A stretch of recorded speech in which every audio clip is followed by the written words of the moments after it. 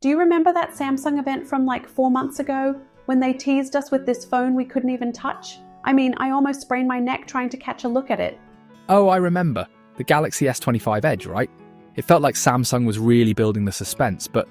Exactly. And now, finally, we get our hands on it. Let me just say, this phone is like, well, it's ridiculously thin. It's almost like it vanished when I held it. Like, poof, it's gone in my hand. Right, it's one of the slimmest phones Samsung has ever crafted. We're talking engineering marvel here. But slimness alone doesn't sell a phone. Okay, hang on. Can we pause for a moment? You have no idea how nice it feels to hold something so lightweight. I mean, my old bulky phone, that thing was a brick.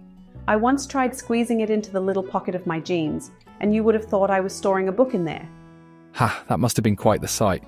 The lightness does seem practical though, especially if you were on the go. I mean, imagine carrying this around versus something that feels like a tiny laptop in your hand. Exactly. And you know what stands out? The S25 Edge doesn't just feel light, it feels premium. The matte black finish?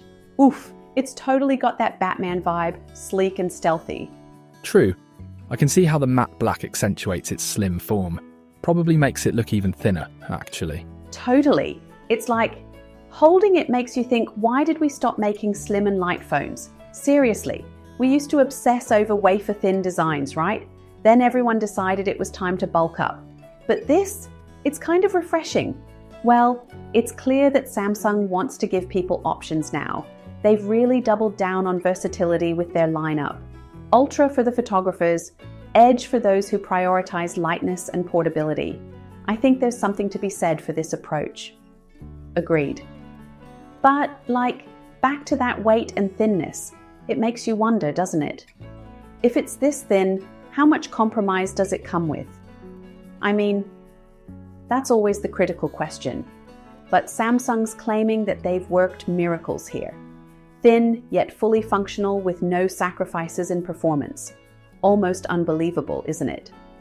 Well, what's the point of being thin if it can't keep up, right? Still though, I've got a good feeling about this one. But let's just say, I'm curious to see how it plays out. Alright, speaking of pulling all this off, let's talk about these cameras, shall we? I mean 200 megapixels, 200. My first digital camera barely had 3. It's impressive, isn't it? The sheer detail you can capture with that resolution. It's like having a telescope in your pocket. Totally. And the 12 megapixel ultra-wide lens? Oh, I am all about those wide, dramatic shots. I can already see myself getting postcards out of like regular street views. Exactly, ultra-wide lenses just make everything feel cinematic. I remember not too long ago I was out by the coast at sunset. The sky was this swirl of orange and pink, and I thought, this deserves better than my phone can handle. With a camera like the S25 Edges, those colours, that depth, all of it, it'd be perfect. Oh, stop, you're making everyone jealous now. But yeah, it's not just about resolution, huh? It's how the cameras let you create. Ultra-wide, telephoto, having those options, game changer.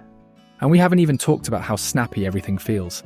That Snapdragon 8 Elite chip is the real hero here. You scroll, you snap a pic, switch to video. It's seamless. No lags, no hiccups. Right? I think people don't realize how much they rely on a phone that just keeps up. It's gotta be fast. Like, I don't want to wait for an app to load. It's 2025, not the dial-up era. Fair point. And Samsung really seems to have packed flagship-level performance into such a slim form. It makes you wonder how they managed it without turning the phone into a heat generator. Seriously, but so far so good. It's giving me hope for those situations where you need your phone to just, perform without excuses, like capturing your coastal sunsets or me panicking during live streams. Alright, so we've covered how it performs, but can we take a moment to appreciate how good it looks? That matte black finish is to die for. Honestly, it feels like Batman's phone. It's sleek, it's bold, it's a statement. It does look quite sophisticated, doesn't it? That matte texture really gives off a premium vibe, and I imagine it helps hide fingerprints as well, which is always a win for me. Oh, totally. Can't stand smudges all over the screen. Ugh. But, okay, the other colors, like the silver, I mean, it's nice, but it's giving me chic kitchen appliance vibes. You know what I mean? I know exactly what you mean. There's a warmth to the silver, but the black just seems to enhance how thin and light this device is. It's subtle but powerful, really drawing the eye to its design. Exactly. It's like they wanted this phone to scream elegance. Now let's talk about the elephant in the room, the price. It's definitely up there, particularly if you compare it to budget alternatives or even some other premium devices. It'll really come down to whether people see the value in what the S25 Edge offers. What do you think? Worth it? Oof, good question. I guess it depends on what you're after. If you're someone who needs all the flashy bells and whistles, like the S Pen or staggering battery capacities, this might not justify the investment. But if you just want something light, stylish, and still powerful, yeah, this thing fits the bill for sure. What about you? I think you're spot on. It's a choice between indulgence and functionality. Some people will look at this as an aspirational device, something that makes a statement. Others might find it hard to justify the expense when budget options are so capable these days. True, there's something for everyone in Samsung's lineup now, and honestly, I appreciate that. They've got options. You want Ultra? You got it. You want sleek and minimal? Here's the Edge. I mean, for a company to cater to everyone, that's not easy. It isn't, and they've done well balancing innovation with variety. But it'll be interesting to see how this one performs in the market, especially at this price point. Do you think people will bite? Honestly, I think it's going to resonate with a particular crowd, like people who value that thin, light design above all else.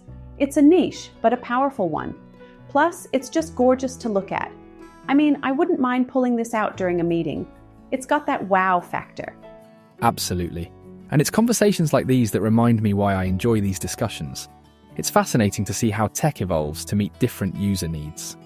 Right? And hey, props to Samsung for pushing boundaries here. So whether you're Team Ultra, Team Edge, or just window shopping, I guess the lesson here is that there's something for everyone.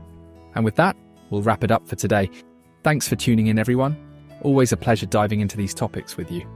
Absolutely. Until next time, take care and keep geeking out over tech. Bye.